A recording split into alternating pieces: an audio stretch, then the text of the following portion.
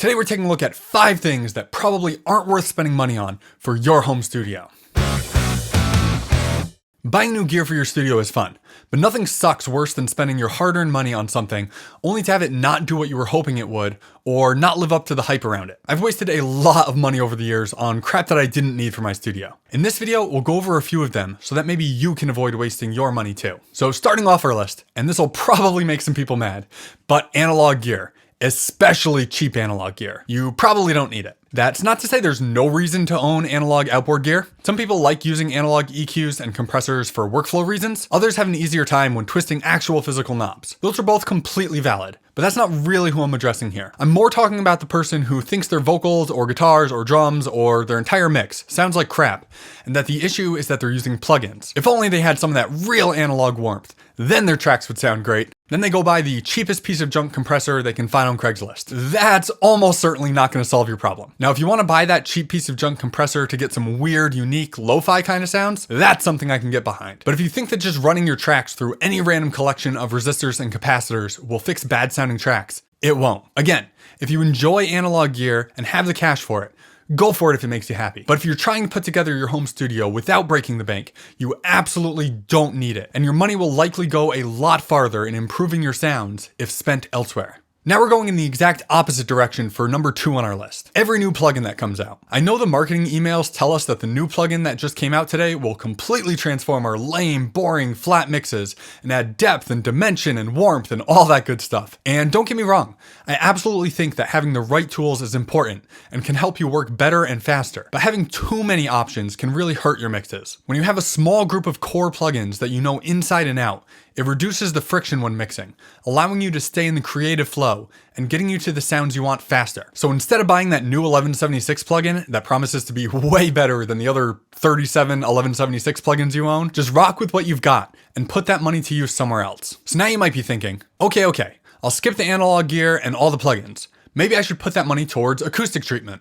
Heck yeah, I'll go buy some acoustic foam. Heck no. The typical foam acoustic panels they sell at your local guitar center is definitely not the best option when it comes to acoustic treatment. That stuff will slightly cut down on high frequency reflections, which, depending on the sound of your room, could be good or bad, but in most home studios, that's not where the biggest acoustic issues are. Plus that stuff is expensive, especially considering it just barely kinda sorta works. If you're even just a little bit handy, or have a friend who is, building your own acoustic panels using something like rock wool insulation will both be cheaper and give you way better results. Just search DIY acoustic panels on YouTube, and you'll get a million videos showing you how to build them. And hey, if you're digging this video, my whole channel is dedicated to helping people make awesome mixes at home.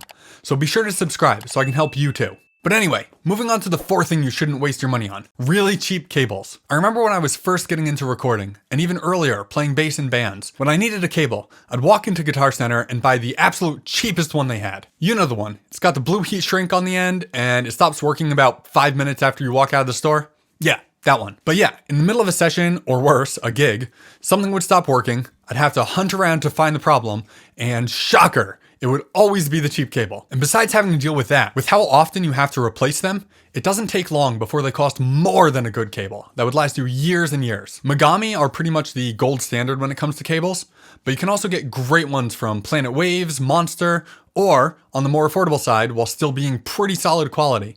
I bought a bunch of GLS audio XLRs like 10 years ago, and they're still going strong. Or if you know how to solder, even better. Grab some bulk Megami cable and some Neutrik connectors, and you'll be set for life without spending too much cash. And now for another one that's probably gonna make some people mad, high-end converters and preamps. Now, I'm not saying that all preamps and converters sound exactly the same, but much like the analog gear at the beginning of this video, if you're not happy with the sounds you're getting, it's extremely unlikely that buying a new interface is going to change that. I used to work at a studio with a gorgeous Neve console.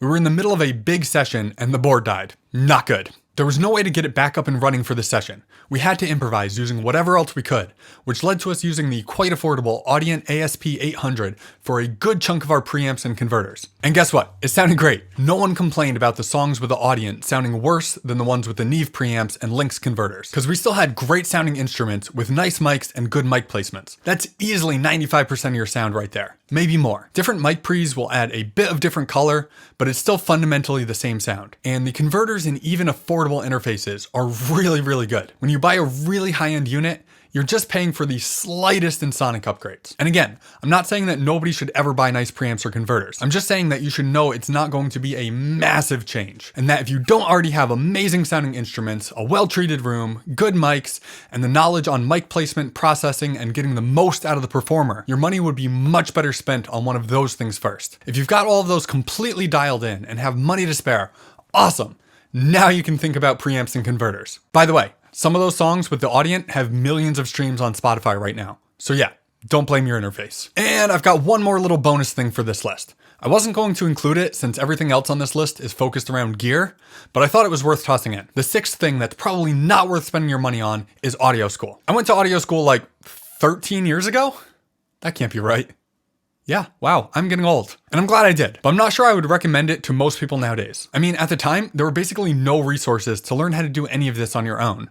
I don't think there were any YouTube channels dedicated to recording yet. Maybe Graham from the Recording Revolution might have just been starting to make videos, but it was nothing compared to today. Between all the YouTube channels sharing knowledge and all the recording and mixing courses available, it's just so much more affordable to learn now. I mean, for the price of a single semester of audio school, you could buy dozens of paid courses and probably learn a lot more. And what you learn is really all that matters in our field. I've never had a band ask if I have a degree in audio or if I'm Pro Tools certified or whatever, because no one cares. It doesn't matter. It just comes down to, can you deliver an awesome mix? That's it. I still buy mixing courses all the time. It's great getting to see someone else's perspective and how they approach problems in the mix. It's insane how much I've learned from them over the years. If you'd be curious to see a video on which courses I've taken that I think are worth the money and which ones kinda sucked, let me know in the comments. I feel like that could be helpful, but I won't bother if no one wants to see it. But anyway, this is where I pass it off to you. Let me know in the comment section what things you think I missed on this list.